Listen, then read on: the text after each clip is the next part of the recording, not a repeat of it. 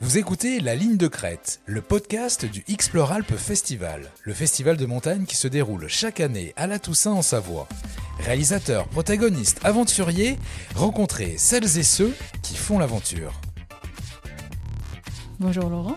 Enchanté, ravi d'être là. Comment vas-tu déjà ?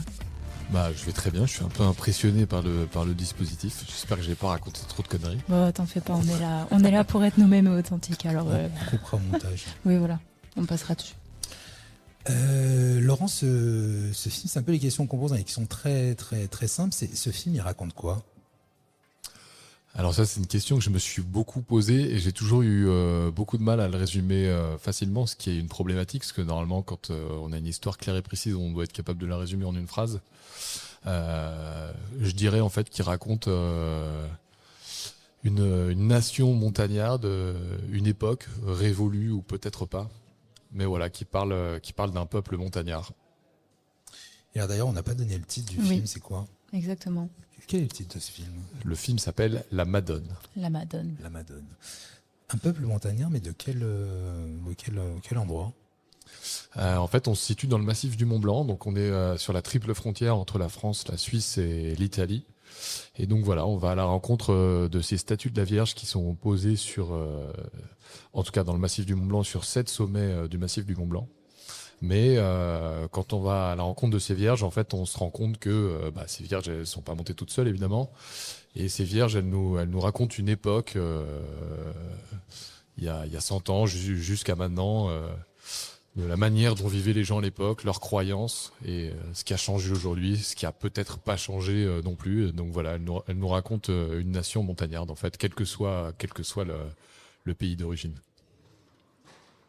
Alors. C'est pas très clair. Si, c'est très clair, mais c'est pas ce qu'on sait. Si on découvre, mais attends, on essaie de schématiser, des madones, des statues qui ont été portées par des gens, qui ont été placées à certains endroits qui doivent représenter des points forts, peut-être des lieux spirituels, tout ça, c'est peut-être ça qu'on en fait, on s'est rendu compte en faisant le film qu'il n'y a pas de règles.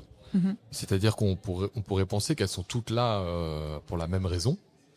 Et en fait, non, elles sont pas toutes là pour la même raison. Évidemment, la religion a beaucoup à voir là-dedans, surtout à l'époque où elles ont été montées entre 1904 et la dernière, c'était il y a pas très longtemps. Mais la religion est pas forcément dans tout le cas de toutes ces madones, la religion est pas forcément le truc le plus important, quoi. Et en fait, l'idée du film, elle est née à ce moment-là, quand on a réalisé que déjà il n'existait pas grand-chose sur certaines. Les gens avaient oublié, en fait. En tout cas, dans la mémoire collective des vallées, les gens avaient oublié et il fallait aller voir telle personne ou telle personne à tel endroit, en Italie, en Suisse, pour qu'ils nous racontent. Donc ça, c'est le travail qu'on a trouvé très intéressant. Et puis que surtout, chacune d'entre elles avait une histoire particulière. Oui, on n'a pas juste mis une statue en haut pour à chaque fois. Alors quand tu dis une histoire, si tu dois, on ne pourra pas voir. Tu vas parler combien, 7 ou 8 madones? 7 madones, 7 madones dans le film. Si tu veux pour nous expliquer ce principe elles ont été mises là pour cette raison-là, nous on découvre tout ça. Mm-hmm. Tu auras un exemple à nous donner sur une des madones peut-être? Oui, bien sûr. Une des plus connues, c'est celle qui est en Italie, qui est au sommet de la tour de la Dent du Géant. Celle-là, par exemple, elle a vraiment été mise pour une histoire de religion. Elle a été posée en 1904 et elle est vraiment là-haut parce que c'est le sommet emblématique des Italiens et elle est tournée vers la vallée. Elles sont presque toutes tournées vers la vallée et elle protège la vallée. Ok. Mais ça, c'est une des plus connues sur lesquelles on a le plus de données. Donc, il y a une photo au refuge Torino en Italie. Il y a une photo de tous les guides qui ont posé en 1904 pour monter la statue. Ok. Et pour relier donc les 7 madones, vous avez mis combien de temps en tout ? C'est 10 jours. 10 jours ? Ouais, 10 jours en partant de Courmayeur jusqu'à Chamonix. Ok. Et voilà, c'est 10 jours. On parle pas vraiment de performance dans le film parce qu'en fait, on s'est rendu compte en faisant le film que la performance a été secondaire par rapport à ce qu'on racontait et que ce qu'on avait à raconter sur ces madones, sur cette époque de vie montagnarde d'il y a un siècle, c'était beaucoup plus important que juste une performance alpinistique. Mais la réalité, c'est que c'est une performance sportive hors norme, quoi. Ouais, parce que vous avez fait du ski, du vélo, du parapente aussi. Alors moi, j'ai un peu de mal à m'inclure dans le vous parce que pour moi, c'était pas le cas, tu vois. Ok. Mais en gros, les deux personnages, oui, c'est ce qu'ils ont fait. Ils se sont déplacés que par moyens non motorisés. Mm-hmm. Donc ski, vélo, tandem en l'occurrence, parapente, à pied et tout. Et nous, on suivait tout ça soit sur le terrain, donc soit on était avec eux sur les glaciers en montagne, et on faisait les transitions après dans notre van dans la vallée. Et dans notre van, on avait leurs affaires de rechange et tout, et à chaque fois qu'ils nous passaient, puisque ça n'a jamais, on n'a jamais prétendu que tout ça soit fait en autonomie. Ouais. C'était hors moyen mécanique, mais pas en autonomie. Du coup, dans le van, on faisait l'échange, on récupérait les parapentes, on leur filait les skis et tout, quoi. Ok. Alors ça, c'est une autre question qu'on adore, c'est des galères sur un tournage comme ça, des problèmes, on adore les coulisses de tournage. Ouais. Je dirais que la seule galère technique qu'on a eue, c'est qu'en fait, on avait tellement de data à sauvegarder, à copier, tout ça dans un van, machin, que voilà, il y a forcément un moment où tu fais une erreur et on a une carte qui a disparu. On l'a jamais retrouvée, on sait pas où elle est passée. Enfin, une carte, pardon, pas une carte, mais ce qu'on avait sur la carte, les images, voilà, qui ont disparu, qu'on n'a jamais retrouvées. Et sinon, à part ça, pas trop de galères. Alors évidemment, voilà, c'est même pour nous l'équipe technique, c'est beaucoup d'efforts physiques, c'est très peu de sommeil, notamment quand on a bivouaqué sur la mer de glace. C'est le pilote de drone Stéphane et moi-même qui avons monté toutes les affaires des autres sur la mer de glace parce qu'eux ils redescendaient des drues. Du coup, on a fait un portage qui est pas très long, mais où on avait 50 kilos sur nous, avec un énorme sac devant, un énorme sac derrière, tous les touristes japonais qui nous prenaient en photo comme ça. Donc c'est beaucoup d'efforts physiques, mais c'est beaucoup de rigolade et un esprit de camaraderie et d'aventure. Ces 2 dernières nuits qu'on a passées sur la mer de glace, c'était génial, quoi. Moi, j'ai beaucoup rigolé.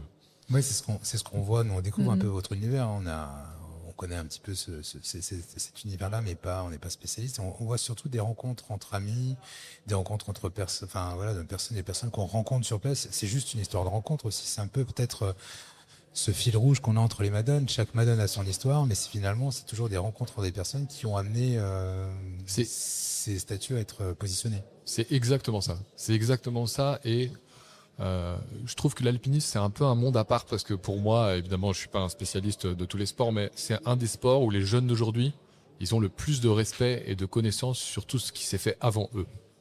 Un pilote de Formule 1 aujourd'hui qui a 20 ans, je suis pas sûr qu'il sache qui a gagné le championnat du monde en 1952. Et puis il s'en fout, quoi.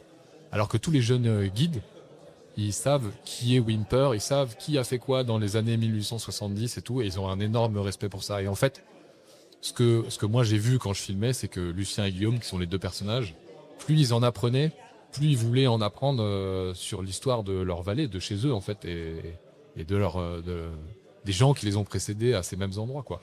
C'est le mot transmission qui clignote un petit peu en tâche de fond. Et c'est exactement ça. Et puis après, tout ça est né d'une manière générale ok, est-ce qu'on serait pas mieux 10 jours en montagne à aller faire un truc entre copains que rester en bas à la maison. En fait, la base du truc, c'est toujours ça, quoi. C'est le kiff, on peut le dire. Bah, évidemment. On a des paysages magnifiques, évidemment. On a des expériences qui sont chouettes. Est-ce que pour conclure comme ça, tu aurais quelque chose que tu voudrais nous rajouter? Non, encore un peu de temps. Notre prochaine invité est à 15h. Moi, je regarde pas l'heure là. On n'a pas notre petite horloge qu'on a d'habitude. Qu'est-ce que tu pourrais nous raconter comme ça sur puis des projets? Peut-être quand on est sur un projet comme ça déclenche d'autres projets? Enfin, dans la tête, en tout cas, quand on est en haut de la montagne avec ses amis. Dans la tête, sûrement. Après, moi, j'ai beaucoup de travail, malheureusement, hors documentaire en ce moment. Donc, j'ai pas trop eu le temps de me projeter sur d'autres choses, mais c'est sûr qu'on a envie d'y retourner, quoi. Après, le co-réalisateur du film, Guillaume, qui est un des personnages du film, lui, il est tout le temps en train de faire 50 milliards de trucs.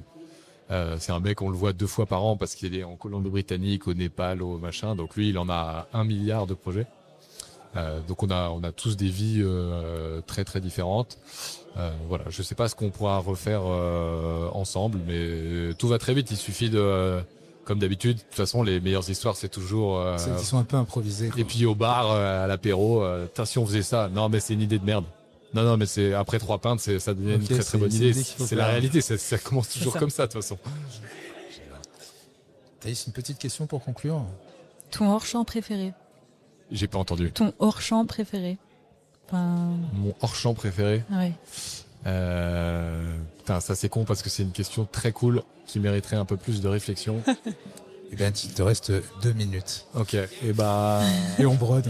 Brodon. Alors, on retrouvera après une autre équipe d'un autre film. Comme ça te laisse le temps de réfléchir. Toi, la question qui tue. Non, mais Thaïs, il a toujours des questions qui tuent, c'est terrible. Juste après Alors, toi, on mon retrouvera. hors-champ, c'est pas mon préféré, mais c'est celui qui me vient là maintenant. C'est dans un film qui a quelques années qui s'appelle Le Pacte des loups. Mhm. En gros, tant qu'on n'avait pas vu le monstre, le film était extraordinaire. Donc le monstre, il est hors champ, on le voit jamais, quoi. Ouais. Et à partir du moment où on le voit, je trouve que ça s'effondre totalement. Et c'est vraiment, voilà, il faut pas révéler. Des fois, il y a des choses qu'il faut pas montrer. Qu'il faut garder secret Exactement. en hors champ. Ouais. Bah merci. Et ben top, merci beaucoup Laurent.